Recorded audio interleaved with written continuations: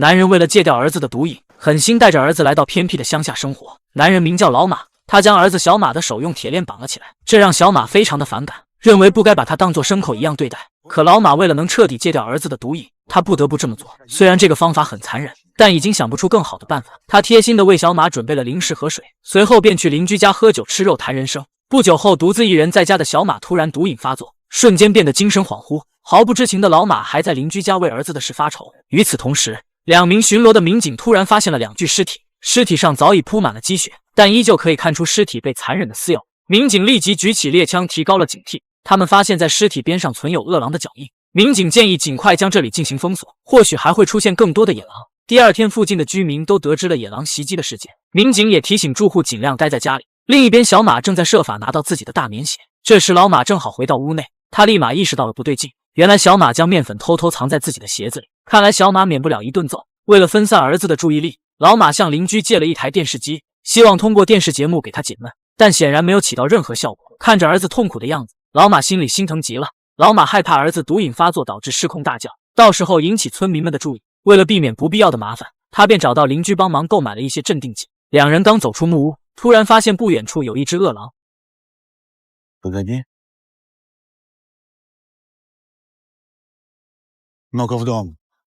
他们立马3步并作2步逃回木屋，可惜饿狼的速度比想象中的要快。一旁的老马看到这一幕，顿时吓得瘫坐在地上。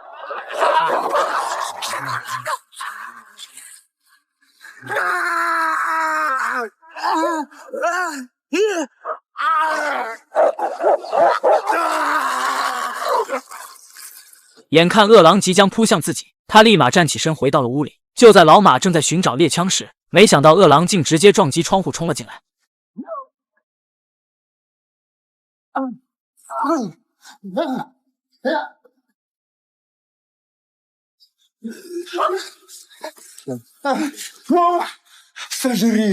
不得不说，小马简直就是白眼狼。刚说完，饿狼就朝着他扑了过去。老马立即捡起一根木棍，用力敲打着饿狼，直到饿狼没了动静才停手。小马却不分青红皂白的责备老马：“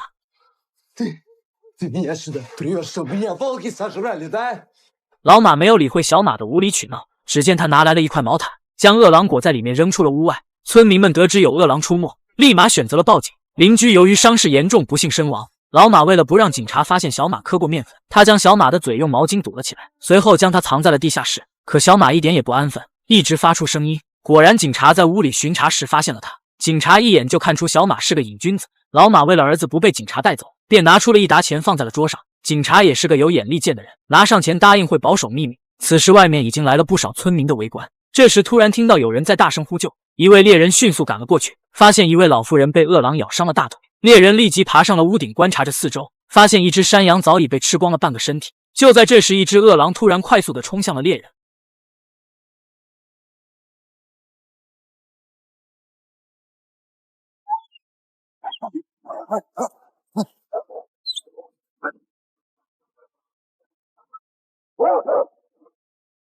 猎人在村里是出了名的神枪手，他迅速开枪将饿狼击毙。另一边，老马害怕警察拿钱不办事，最终决定偷偷带着小马离开了村庄。果不其然，警察将小马的事告诉了猎人。当地人最讨厌的就是瘾君子，于是2人开着车跟随印记去寻找老马父子。老马坐着邻居的雪地车一路狂飙，却被一根倒下的树拦住了去路。令人万万没想到，一只饿狼已经盯上了他们。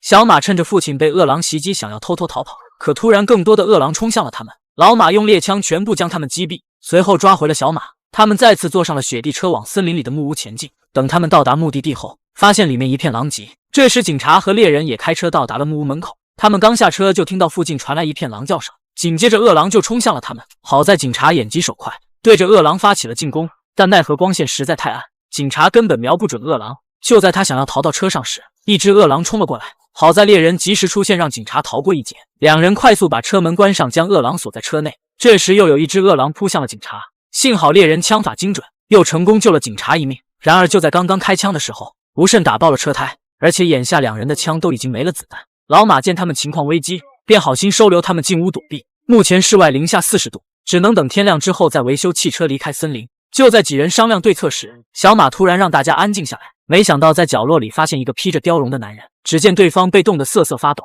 男人看到他们有些害怕，想要逃跑，但很快被3人抓住绑了起来。猎人认出了男人，正是和他同村的村民，已经失踪了整整3天，没想到竟躲在森林之中。看着男人口吐白沫，猎人怀疑他感染了狂犬病，之所以躲在这里，或许是不想传染给其他人。随后3人开始计划如何将车里的饿狼杀死，他们必须尽快修好轮胎，将男人带去医院治疗。可如今他们的枪里都没了子弹，老马便自制了一根尖尖的木棍，在3人的默契配合下，饿狼最终被木棍刺死。刚解决完这边的麻烦，屋内的小马突然大声呼叫着3人，原来是感染狂犬病的男人开口说话了。他表示现在有一头被感染狂犬病的棕熊一直在这附近徘徊，他就是被棕熊咬伤导致感染了狂犬病。几人这才意识到危险并没有解除，不过好在猎人经验比较丰富，只要在屋内的火势足够旺盛，寻常野兽都不敢靠近。眼下几人只能勉强在这休息一晚，等明天天亮修好轮胎再出发。到了第2天，小马第一个醒来，他趁着大家还在熟睡，偷走了猎人的外套，悄悄地来到屋外，随后坐上了他们的车子。没想到在里面意外发现一包面粉，显然这是警察清缴过来的。小马实在没忍住，又快活了一次，他迅速沉浸到其中。这时看到车外站着一只棕熊，分不清现实还是幻觉的小马朝他比了个眼，随后一脚油门开下了山坡。此时的他已经神志不清，下一秒便把车子撞到了树上，撞击声惊醒了屋内的几人。精神恍惚的小马根本还没有意识到危险，等老马冲出门外时，棕熊已经朝着小马扑了过去。救子心切的老马根本顾不了那么多，立即跑过去推开了小马，但棕熊似乎只针对小马，一直叼着小马甩来甩去。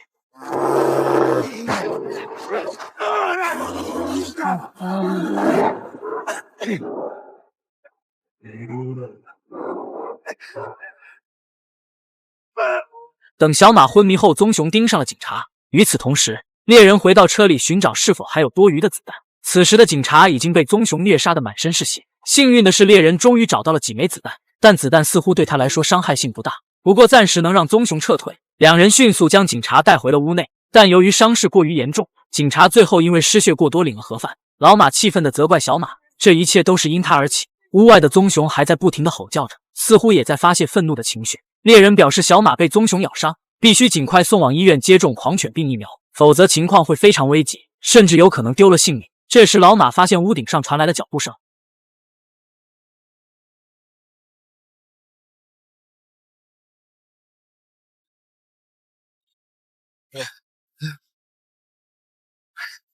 猎人朝着棕熊开了几枪，但棕熊皮毛实在太厚，子弹打在他身上就像是挠痒痒一样。棕熊将下一个目标放在了猎人身上，他被棕熊推到了角落，无法动弹，最后被一口咬住了脑袋。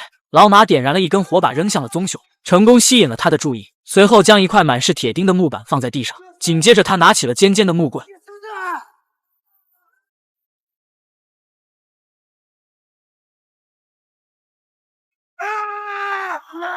木棍穿过了棕熊的身体，可倒下的棕熊也趁机咬到了老马的脖子。这时脑子终于清醒过来的小马也赶来帮忙，他拿起一把匕首在棕熊的背上一顿猛插，最终棕熊彻底没了动静。此时的木屋已经被火把点燃，整个木屋很快就会被火烧为灰烬。小马使出浑身力气将老马推出了窗外，他现在必须承担起拯救父亲的责任。小马在房子旁边拉来了雪橇，他打算将老马拉回镇上的医院，可路途实在是太遥远，恶劣的天气导致每一步都无比的艰难。老马最后还是没能撑住，死在了寒风刺骨的雪地里。